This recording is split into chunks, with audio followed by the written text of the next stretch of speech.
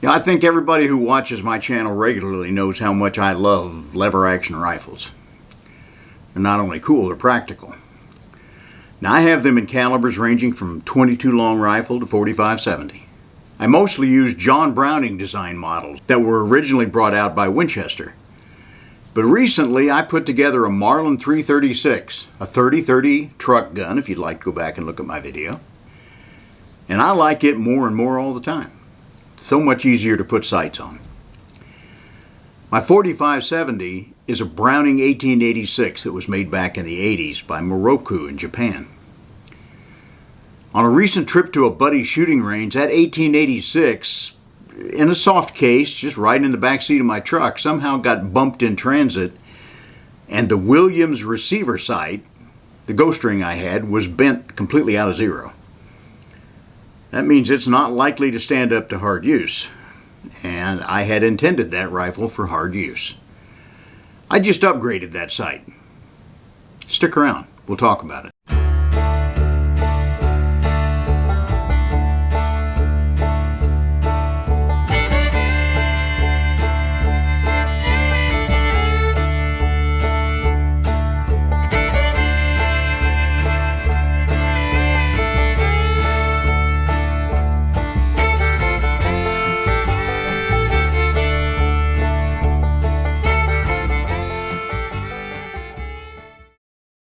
I want to announce to you that both versions of my book, Building a Better Gunfighter, are available now on Amazon.com. There's a Kindle book version of this for $9.95. There's the paperback copy for $19.95. Of course, sales tax is going to be added to both of those. Just search for Building a Better Gunfighter. Now, those Moroku-made Browning lever guns made in the 80s have some kind of quirks that people know about. I've always kind of wondered if maybe, I think those were some of the original Winchester design that got switched over to being manufactured by the Japanese.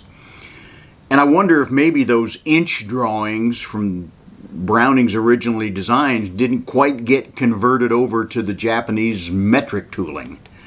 I don't know. Anyway, there's some oddities that people have discovered to them. In particular, the 1886s, both the rifles and the carbines, have a short chamber issue. Now, if you crimp a bullet like the Big Spear 400 grain soft point in the normal cantilever with regular overall length for a .45-70, the bullet will jam into the rifling of these Browning rifles. The chamber is just a little bit short. A buddy of mine out in Wyoming first discovered this with the one he had, and his solution was just to trim the cases back about 35 thousandths of an inch, make it a little bit shorter overall. It fed fine, didn't jam into the riflings, and shot pretty well. I got some bear-tooth bullets, some heavy, wide, flat-nosed cast slugs, and they made them in two varieties, both a 425 grain that I've got, and a 525 grain. They called the 525 the Pile Driver, and the 425 was the Pile Driver Junior. Now, Beartooth Bullets is out of business. But I talked to Marshall Stanton, the guy that had it back in the day, and I asked him if those 425 slugs would feed okay and work well in a Browning 1886, and he said yes. When he designed the mold for those cast bullets, he knew about the Browning short chamber issue, so he put the crimp groove in the right place that they weren't too long and wouldn't jam into that short chamber. Now, when I mounted that Williams side mount aperture sight, I couldn't get it sighted in. The rifle shot too low with the sight up basically as far as I could go, and yet the front sight was already kind of short. So I had Williams send me a longer elevation screw. That moved the rear sight up far enough to get it zeroed, but it was really far up. It was almost as far as the mount would let it go. I wonder if the mounting screws on the side of that 86 receiver were not quite in the right place. It mounted that sight a little bit too low on the receiver. So elevating that Williams sight up so high to get it zeroed properly is probably what made it more likely to get bent. It's made out of aluminum after all. But I decided it was just not rugged enough for a rifle that I wanted to use on big dangerous critters, and my idea with this .45-70 was to go eventually shoot a grizzly bear. That's an expensive proposition, but it's something I've always wanted to do. I've got a black bear.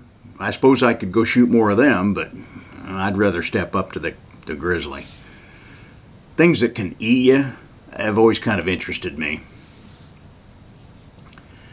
Now when I put those sights on there over the original, barrel mount semi-buckhorn that came on the rifle, XS sights had the best front blade I wanted, and a lot of those carbines have a square stud out on the front end of the barrel with just a blade pinned into them. And XS sights made a replacement blade for that 1886 carbine with the white line up the center, and that makes it very visible, so I really like it.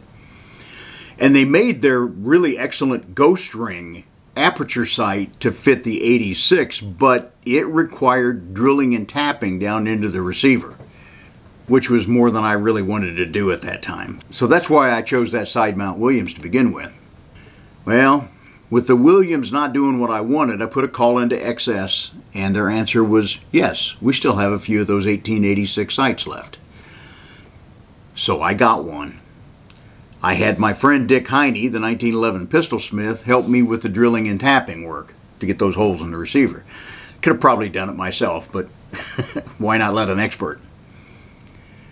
So now, with that 1886 having more rugged sights, I'm saving up for a hunt. I want to use that 4570 on a big bear. Now my buddy Mark from Wyoming works as a hunting guide in Alaska for both Dall sheep and big bears, grizzlies, and this year's, I guess the outfitter he's working for is even going to move down on the peninsula and start hunting some brownies. That is my #1 dream hunt.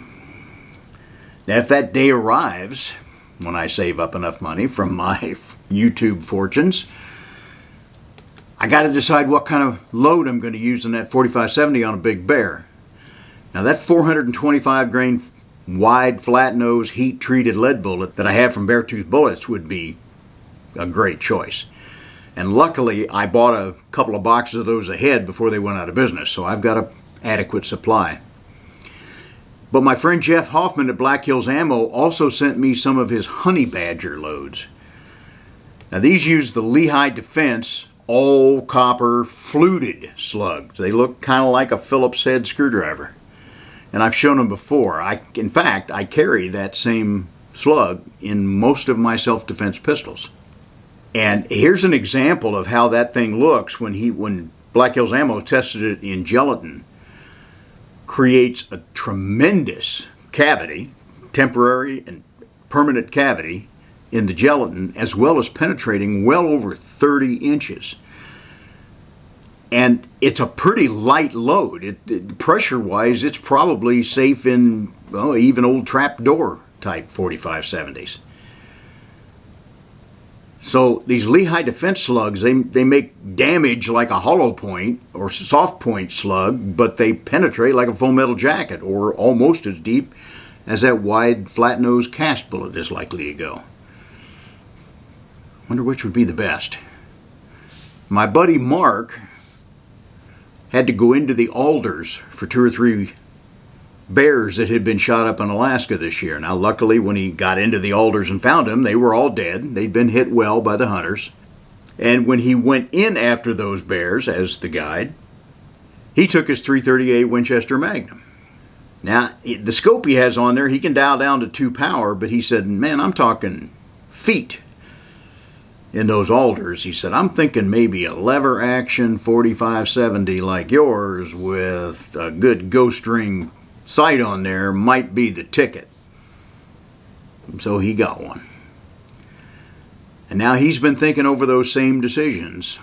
What self-defense load am I going to put in this thing if I have to go into that thick cover and recover those bears when I'm working as a guide?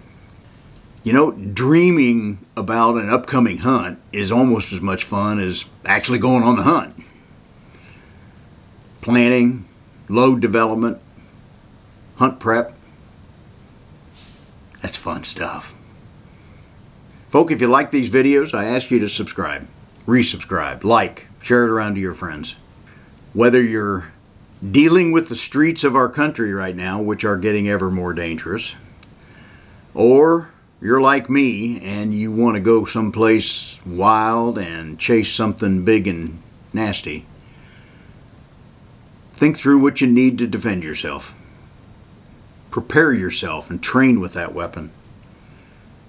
And y'all be safe out there. Okay, we got them both here now. You ready? Bud got one. Ginger got one.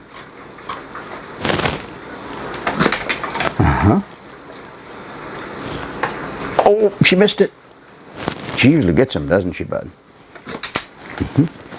Okay, girl, last one. You ready? You ready? Yeah! That's all there is till next time.